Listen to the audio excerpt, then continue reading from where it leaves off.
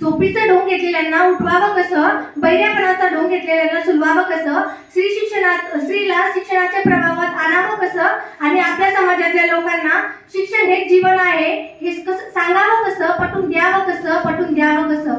खरंच आज आपला समाज, आपला देश खूप प्रगतीच्या वाटचालीस आहे, पण स्त्रीला जेवढं महत्त्वाचं स्थान मिळालं पाहिजे तेवढं नाही मिळत हो.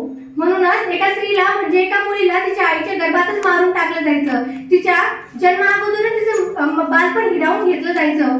तेव्हा ते लहान जीव, ते लहान बाळ आपल्या आईला म्हणायचं, पुरुषत्वाच्या ओझ्याखाली लपलेले स्त्रीचं जग उघड्या आशनाने पाहायचंय, पुरुषत्वाच्या ओझ्याखाली लपलेलं जग उघड्या आशनाने पाहायचंय.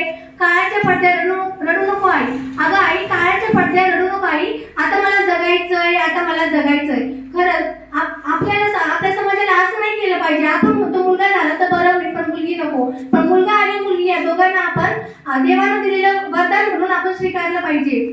तरी आम्हाला मुलगा झाला, कारण आमची संस्कृती म्हणजे पुरुषप्रधान संस्कृती ना.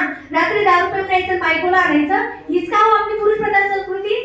मी म्हणते हीच का हो आपली पुरुषप्रधान संस्कृती? तरी आम्हाला मुलगा झाला, कारण मुलगा म्हणजे अंशाचा दिवा, मुलगा म्हणजे कुलदीप. पण मुलगी तुमच्या अंशाची पत्नी नाही का बनू शकत? तिलाही हक्क आहे जगण्याचा. मुलगा एकाच घरचा दिवा असतो, पण मुलगी सासर आणि माहेर या दोन्ही घरात देवात टेप ठेवणारी जगजगती ज्योत असते, हे विसरू नका. लक्षात ठेवा, फुलना नाही धरती पर तो फल कहाँ से आएंगे, आणि मुलीच नाही राहिल्या धरतीवर तर तुम्ही मुलं कुठून आणणार? तुमचा अंशाचा दिवा कुठून पैदा करणार? फुलना नहीं धरती पर तो फल कहाँ से आएंगे, अर्श काट कर तुम अपना वंश कहाँ से बढ़ाओगे, अर्श काट कर तुम अपना वंश कहाँ से बढ़ाओगे. आज आपण पाहत आहोत या जगात स्त्रिया पुरुषाच्या बरोबरीने काम करत आहेत. तरीही आपल्या समाजात काही अशी स्त्रिया आहेत ज्या अजूनही अज्ञानाच्या अंधारात चूल आणि मूल याच्यातच गुंफलेल्या दिसतात.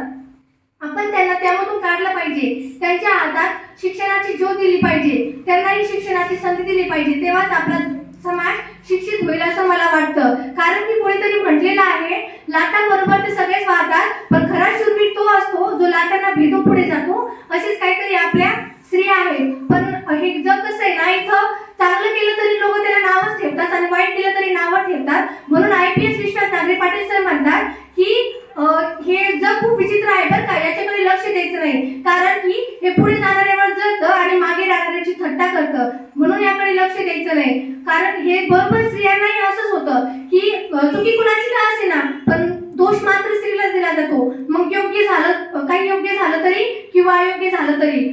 कारण की मस्त मनमोकळेपणाने वागलं तर म्हणतात की मुलीला घरचं बंधन नाहीये. शांत गंभीरपणे वागलं तर म्हणतात पुरीमध्ये फेस करायची हिंमत नाहीये. लग्न उशिरा झाल्यावर म्हणतात की पुरीतच काहीतरी खोटं असेल, नक्कीच पुरीतच काहीतरी खोटं असेल. आणि लग्न लवकर झाल्यावर म्हणतात एखादं लफडे लपवायचं असेल. खूप शिकलेली असते तर म्हणतात की काय कामाची, डोक्यावर मिळा वाटेल. मग अशा या दुतोटी जगात मुलीने जगावं तरी कसं आणि वागावं तरी कसं? माझ्या मते मुलीने जगावं तरी झाशीच्या राणीसारखं आणि मरावं तरी झाशीच्या राणीसारखं. जाता जाता फक्त एवढे सांगते, चांद दूर आए सितारों के बिना, गुलशन दूर आए बहारों के बिना, सावन दूर आए बरसातों के बिना, और जीना दूर आए नारी के बिना, जीना दूर आए नारी के बिना. Thank you. जय हिंद, जय महाराष्ट्र.